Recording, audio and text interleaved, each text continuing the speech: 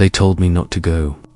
Every person I met in that small mountain town, whether it was the old man who ran the gas station, the lady at the diner with too many rosaries, or the teenage girl with wide, watchful eyes, they all said the same thing. Don't go up there after dark. She walks at night, one whispered.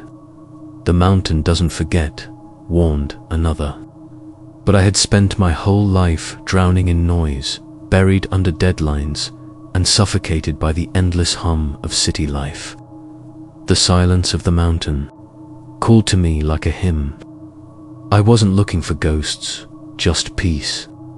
The Airbnb listing looked charming, rustic, remote, and nestled between two forested peaks. A writer's paradise, a loner's dream, a place to finally finish the book I'd been putting off for years. I shrugged off the warnings. Superstition and old wives' tales, I thought. People in places like that clung to stories, made monsters, out of shadows to make life interesting. The drive up was steep and winding, the road barely wide enough for one car. Trees arched over the gravel like a tunnel, darkening the path even in daylight. The cabin was older than I expected, its wood weathered and paint-chipped, but it stood proudly at the edge of a cliff, overlooking a sea of pine. The air was thin, clean, and so quiet it rang in my ears. No neighbors, no cell signal, no traffic, just the soft rustle of leaves and the distant cry of a crow. It felt like stepping out of time. On my first night, I built a fire and tried to write, but the words wouldn't come. The silence was too heavy, like something was waiting just outside the windows. I blamed the altitude. I blamed the fatigue. But even then, some primal part of me felt watched. That night, I dreamed of a woman standing at the edge of the trees. I couldn't see her face, just her long black hair and the tattered white gown, clinging to her skin. She didn't move, didn't speak, she just stared at me through the glass. I woke up before dawn, heart pounding, brushed it off. Just a dream. The next morning, I asked the old man at the general store if he knew anything about the woman in white. He stopped stacking cans and looked at me like I'd spoken a curse. She's not a woman, he said finally. She was. Once, before the mountain took her. He wouldn't say more. I left with groceries and more questions than answers. Each night after that, I felt it deepen. The sense of not being alone. Doors I hadn't touched creaked open on their own. My phone wouldn't hold a charge. Birds stopped coming near the cabin. Once, I watched a deer freeze in place at the tree line, staring into the woods before bolting. In the opposite direction, terrified, I found strange carvings in the bark symbols I didn't recognize. Always in groups of 3. One evening, while watching the sunset bleed orange over the trees, I saw movement in the distance. A figure, tall and pale, just barely visible between the trunks. I blinked, and she was gone. The same night, I heard it for the first time, a low humming like a lullaby, carried on the wind. Sweet, sad, and haunting. It drifted through the trees like smoke, curling around the cabin walls, slipping under the doors. I stayed up until dawn, staring out the window, waiting for something to appear. The next day, I found something strange near the cabin, bare footprints in the dirt, just outside the back door. They were small, narrow, definitely feminine, and completely bare. But what chilled me most was that they led toward the cabin, not away from it. I hadn't heard anyone approach. I hadn't seen a single soul in days. I stood staring at them for a long time, the morning mist curling around my ankles. It was like they had been left just minutes before I stepped outside. Still fresh, still damp. The The distance between each step was strange too, uneven as if the person who made them was limping or dragging a leg behind her. I followed the trail a few feet before it vanished near the trees, like she'd simply melted into the forest floor. I went back inside and locked every door and window, even though something deep in my gut told me locks wouldn't matter. I tried to focus on writing, but the silence of the mountain was no longer calming. It was oppressive, heavy, as if something was listening for every keystroke, waiting between words. Even the birds were gone, no chirping, no rustling, just wind. That humming returned again that night, closer this time. It came in waves, starting faint, then swelling in the air like a warning, like the sound of something very old and very sad that didn't want to be forgotten. I couldn't sleep. Every time I closed my eyes, I saw flashes her hair dragging through pine needles, her fingers skimming the walls, her silhouette standing against the window, unmoving. She never knocked, never screamed, just stood. The lights flickered around midnight. At first I thought it was a power surge, something normal. But then the flickering turned rhythmic. A pattern, on-off, long pause, repeat. I counted. 3 short, 3 long, 3 short again. Morse code, SOS. I froze in place. I wasn't the one sending it. That realization hit me like a fist to the chest. I unplugged every light in the cabin, sat there in the dark, the only sound my own breath and the ticking of the old clock on the wall. Then came the knocking not on the door, but beneath the floorboards it was soft, like fingertips tapping. Then faster, louder, it moved from one corner of the cabin to another, as if something was crawling underneath. I held my breath, told myself it was pipes or rodents or my imagination. But I knew it wasn't. The pattern of the tapping changed. It began mimicking the Morse code from before. 3 soft knocks, 3 louder, then 3 soft again. Sauce. It was her, or whatever she had become. Something inhuman wearing her shape. I grabbed my phone again, desperate to contact someone, anyone, but it was dead. The screen refusing to light up, no matter how long I held the button. Even the war clock had stopped ticking. Time felt frozen. The cabin was colder now, unnaturally so, as if the mountain itself had exhaled a breath of ice through the walls. My breath came out in visible puffs. The fire I had started earlier had gone out on its own, the ashes still warm, but the flames gone without a trace. I lit a candle and held it close, its flame trembling with every beat of my heart. I decided to stay awake until sunrise, sitting on the wooden floor with my back against the wall and a kitchen knife clutched tight in my hand. I listened to the creaks, the wind, the low singing that returned just before dawn, drifting through the cracks in the window pane. This time, it sounded like it was inside the cabin. I didn't dare move, didn't dare blink. The humming faded as the sun started to rise, replaced by the low groan of trees shifting in the wind and the faint drip of melting frost outside. The third morning on the mountain, I noticed something different about the mirror in the bathroom. It had fogged over even though no one had taken a shower or run hot water. A small handprint was pressed into the center of it, too small to be mine and far too perfect to be random condensation. It looked deliberate. 5 fingers, a palm, and even the faint curve of a wrist. I stared at it for a long time, waiting for it to fade, but it didn't.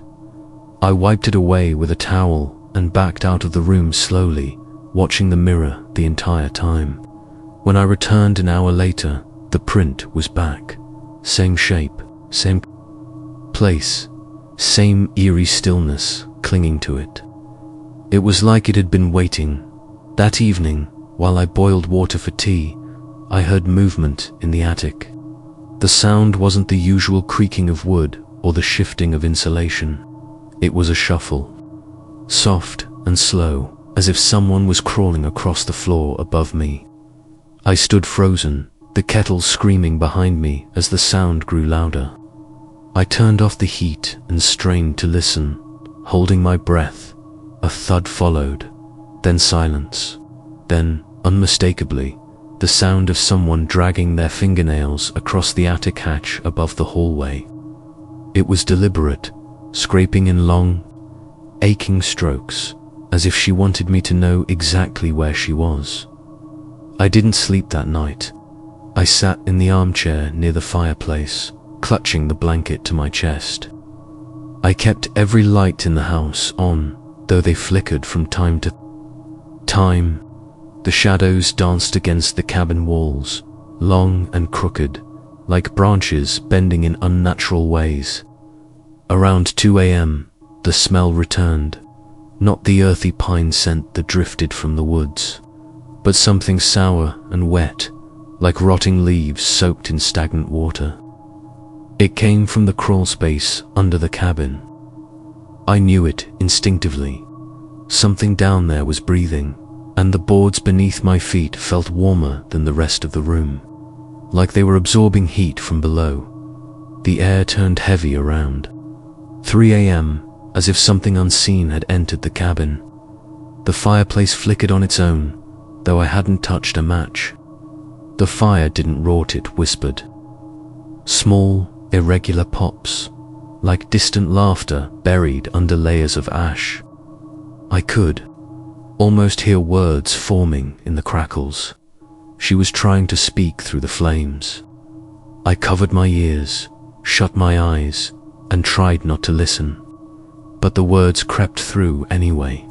Nonsense syllables, fragments of sentences, the name of someone I'd never spoken aloud. It didn't sound like one voice.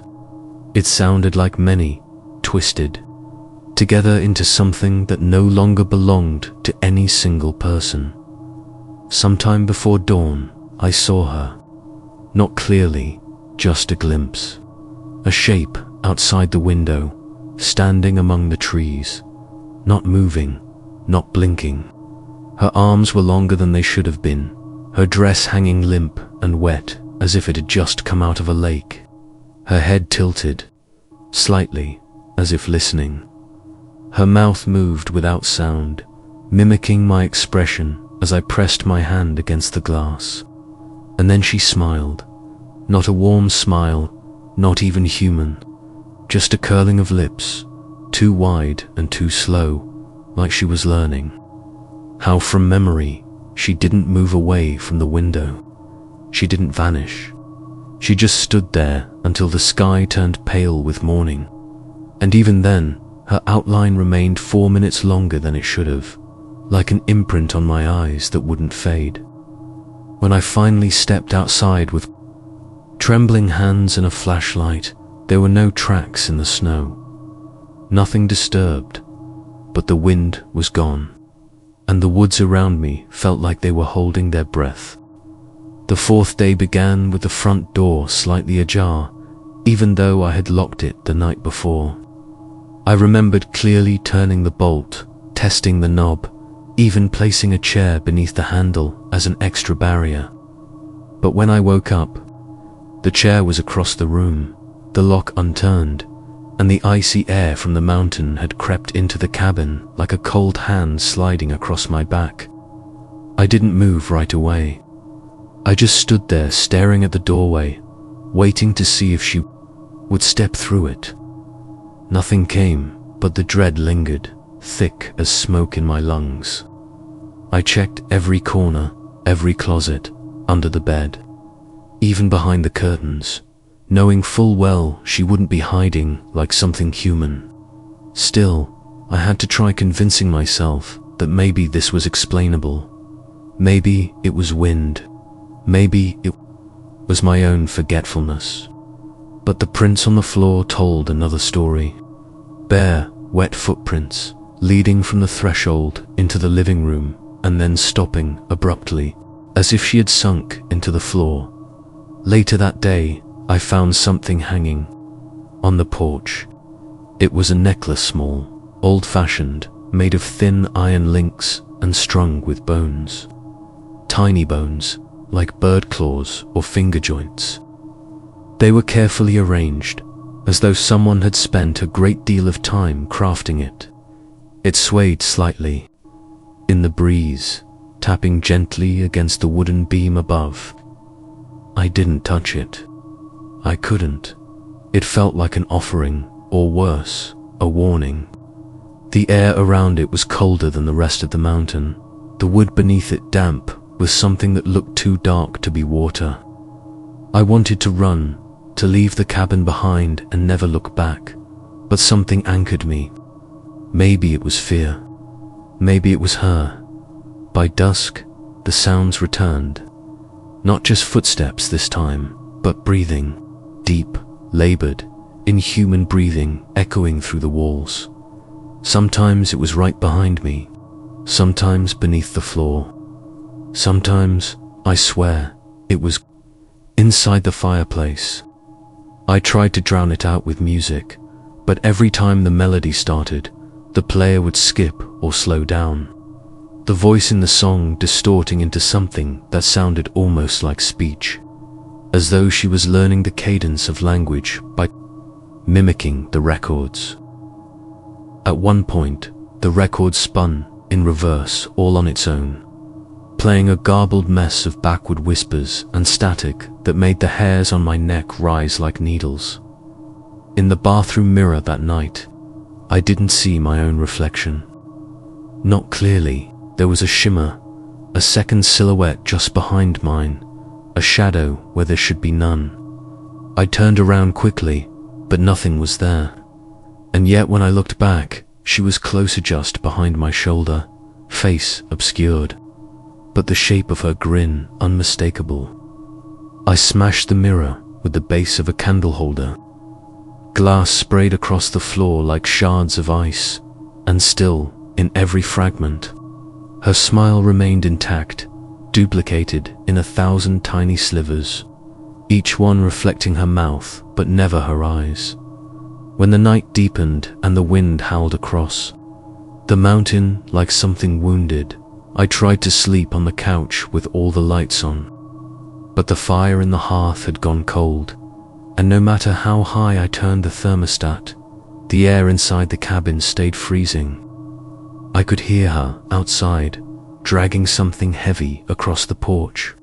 It thumped against the boards in slow, deliberate rhythms, like she was drawing something, maybe a symbol, maybe a line I wasn't supposed to cross. I pulled the blanket over my head, heart pounding in my throat, every instinct in me screaming that she was getting closer. I didn't want to look. I didn't want to see her face again. But the knocking started anyway, soft at first, then louder, then urgent. Not at the door, not at the windows. It was coming from beneath the floorboards, just inches from where I lay. By the 5th night, I had begun to lose my sense of time. The mountain air felt heavier, like it carried something unnatural with every breath I took. My eyes were sunken from lack of sleep, and the shadows inside the cabin seemed to twist and stretch in ways they hadn't before. I tried to tell myself it was exhaustion, that I was simply fraying at the edges after so many restless nights. But deep down, I knew it wasn't just me. Something had changed. Something had awakened, and she was no longer satisfied watching from the trees that evening. I stepped outside just as the sun dipped behind the jagged ridge. The sky bled orange and deep red, and the wind blew harder than it had all week. On the far side of the clearing, near the tree line, I saw her. The mountain woman. She didn't run or hide. She just stood there, impossibly still, her long hair drifting in the wind like smoke. I couldn't see her eyes, but I felt them, heavy, knowing, watching in a way that made my spine go rigid. I blinked, and she was gone, not walked away, not turned, just gone as if she'd never been there. But the wind had changed. It carried a scent now, damp earth, pine needles, and something metallic underneath. I turned back toward the cabin and saw a smear of dark red on the steps. It hadn't been there before. Inside, I found muddy prints again, but these weren't footprints. They looked more like handprints, long, narrow fingers with claw-like impressions at the tips. They began near the front door and led to the kitchen, where I found every drawer open, every knife missing. The silverware was scattered across the floor in a strange spiral pattern. The pots and pans had been hung upside down from the ceiling, hooks swinging gently as if someone had just brushed past them. On the kitchen table, the necklace of bones had returned, but this time it was arranged into a perfect circle, framing a single pinnacone soaked in something dark and sticky. I turned on the radio, hoping for distraction, but all I got was static. Then the static cleared, and I heard a voice, faint, raspy, female. It whispered something over and over. At first I thought it was my name, but then I realized it wasn't English. It wasn't any language I knew. It sounded older, primer-like. The voice of the forest itself had crawled through the wires to speak. I yanked the cord from the wall, but the voice kept going for several seconds before finally fading into silence. I tried calling someone, anyone, but the phone gave nothing but a hollow tone. Even my cell had no signal, though just yesterday I had enough to stream music. I went to the bedroom to pack my things. I wasn't going to stay another night. But when I opened the closet, all my clothes were gone, replaced with burlap rags and animal pelts that smelled of smoke and rot. Something had taken my belongings, or replaced them. I searched every drawer, every cupboard, but nothing of mine remained, not even my boots. Just the old, cracked shoes that had been sitting by the fireplace since I arrived, worn down as if someone had walked 100 years in them. That night, the fireplace lit itself. I hadn't touched a match. The flames burned low and blue, casting eerie shadows that danced along the log walls. I watched them shift, twist, and elongate until they no longer resembled flame at all. They looked like figure-stall, gaunt, hunched things with too many joints. I heard footsteps in the attic, even though I knew it was empty.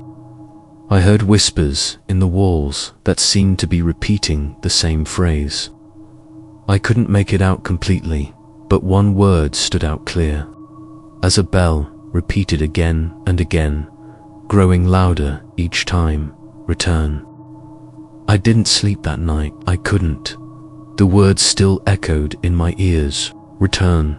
It pulsed in the air like a heartbeat, slow and deliberate. And no matter how I covered my ears or buried my head in the pillow, it came from inside the walls, the floor, the very beams of the cabin.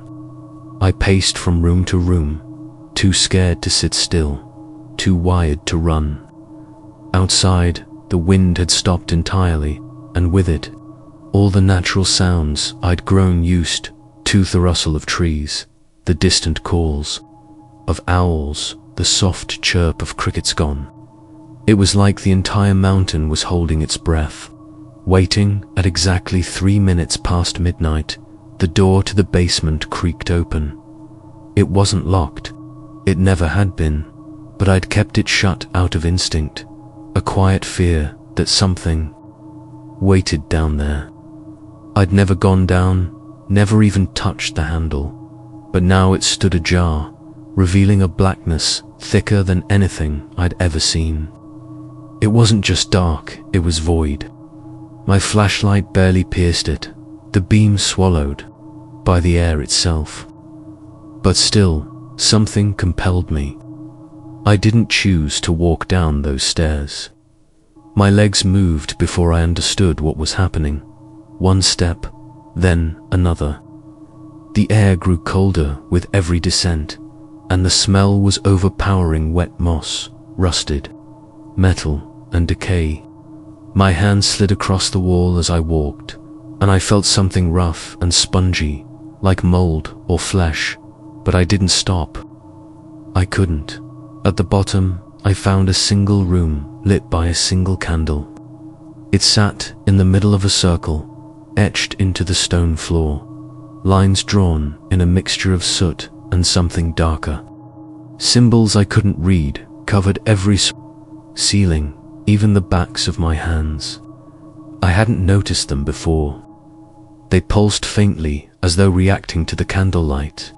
In the far corner, half buried in dirt, was an old rocking chair. It faced the wall, slowly creaking, though nothing had touched it. A humming came from the chair, soft and tuneless, like a lullaby missing its rhythm. I stared at it, waiting for it to stop, but it didn't. The humming just grew louder, closer, until I realized it wasn't coming from the chair at all. It was behind me. I turned slowly. She stood there, not in shadow, not through glass, but there. The mountain woman. Her dress was patchwork leather and hide, stitched with threads so fine it looked like hair. Her hands were long, fingers bending in angles that didn't belong in any human anatomy. Her face was wrong, blurred, like I was looking at her through running water, constantly shifting, melting into shapes I almost recognized. Mother, sister, stranger, all and none. Her eyes were the worst part, black pits, with no reflection, no depth, just hunger. She didn't move at first. Neither did I, but then she raised her arm and pointed to the floor, to the circle, and whispered again, that same word, return.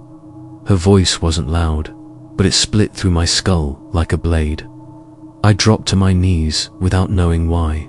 My hands found the edge of the circle, and I felt warmth, like blood still wet. I looked down and saw names etched beneath the candle. Mine was the last one added. The wax dripped steadily, forming symbols as it cooled, shapes I'd seen in dreams, carved into trees, scrawled across mirrors in the fog. Behind me, the humming started again, lower this time, deeper, like it came from the earth itself. I felt it in my bones, in my teeth, vibrating under my skin. The candle flickered wildly, casting shadows that didn't match the furniture. They danced faster, twisted together, formed a figure with too many limbs and a mouth that never closed. It opened wide, and I saw her inside it. Not the woman me. My face staring back, eyes wide and hollow, mouthing a word I couldn't hear. I blinked, and the chair stopped rocking. The candle snuffed out. The room was no longer empty.